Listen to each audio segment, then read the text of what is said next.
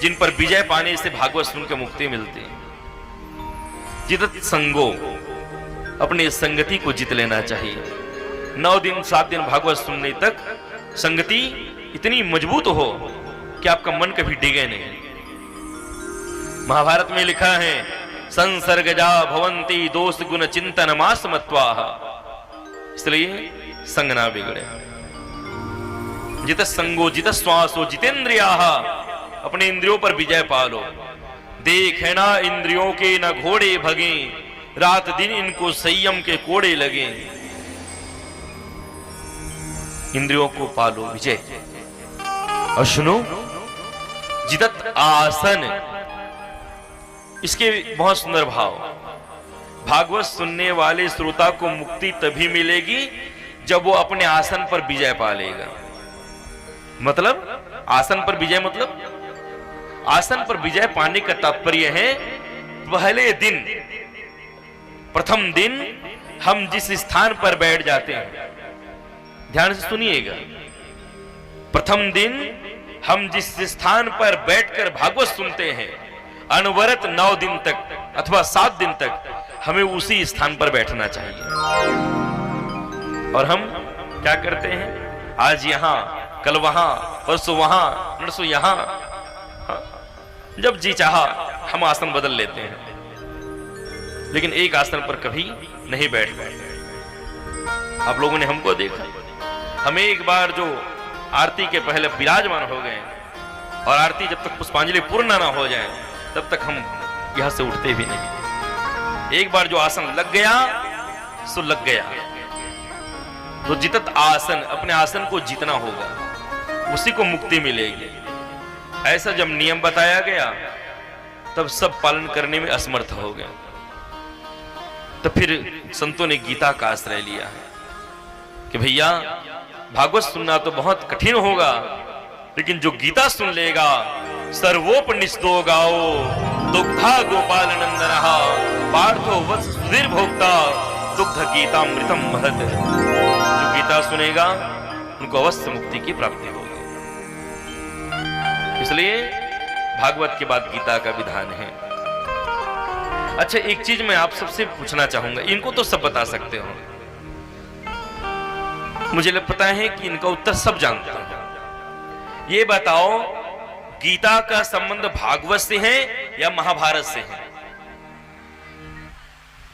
बोलो ना। गीता का संबंध है तो क्या हम 9 दिन तक महाभारत कर रहे थे? बोलो, हम 9 दिन महाभारत करने बैठे थे? नहीं ना। हम क्या करने बैठे थे? भागवत। और गीता का संबंध किससे है? इसका मतलब गीता का भागवत से कोई संबंध नहीं है। गीता का संबंध तो महाभारत से है और हमने महाभारत किया ही नहीं। और जब महाभारत किया ही नहीं तो गीता क्यों करे फिर? इससे अच्छा है चलो आरती करो और भोजन भंडारा चालू करो भैया, काहे टाइम पास करना? ये गीता के चक्कर में क्यों रहते हो फिर? अब बताओ, आपको नियम में चलना है कि नियम के विरुद्ध चलना है? नियम ये कहता है भागवत में गीता का कोई समावेश नहीं है। गीता अलग सब्जेक्ट है, भागवत अलग सब्जेक्ट है। हाँ, गीता का संबंध महाभारत से है। यदि हम 9 दिन महाभारत करते ना तो मैं गीता सुनाता तो समझ आती, पर हम तो करने बैठे थे भागवत कथा, और भागवत और गीता का कोई समावेश नहीं है। फिर भी गीता क्यों? कारण वो भी कृष्ण के मुंह से निकली वाणी है और एक कृष्ण के द्वारा निकली वाणी है। गीता में श्लोक है, गीता सुगीता कर्तव्या किमन्यै शास्त्र विस्तरै या स्वयं पद्मनाभस्या मुख पद्मा दुनिस्त्रिता। गीता गोविंद के मुंह से निकली हुई वाणी है। गीता एकमात्र ऐसा ग्रंथ है जिनको किसी लेखक ने नहीं लिखा है। याद रखना, हमारे यहां साहित्य है, उपनिषद है, पुराण है, मीमांसाएं हैं, वेद हैं और शास्त्र हैं, काव्य हैं, महाकाव्य हैं, सबके रचयिता कोई ना कोई ऋषि महात्मा है। 18 पुराणों की रचने वाले वेदव्यास ऋषि हैं।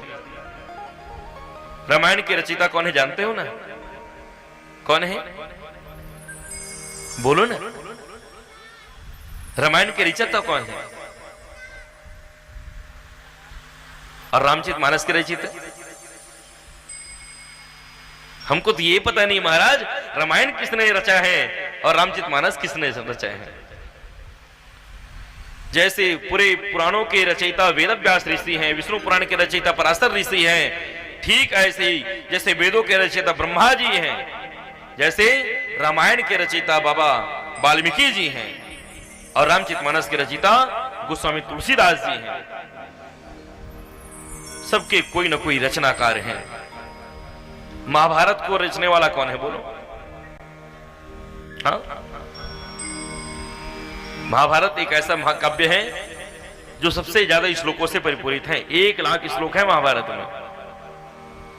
और इनके रचयिता, इसके लेखक कौन है जानते हो? हाँ, महाभारत के लेखक कौन है? इनका वाहन कल हमको छू कर गया था।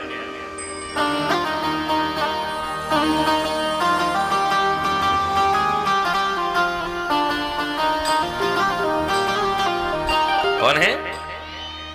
गणेश जी। गणेश जी ने अपने दांत से महाभारत की लेखनी लिखी थी, पर ये समय अभी नहीं बता पाने का। हाँ, महाभारत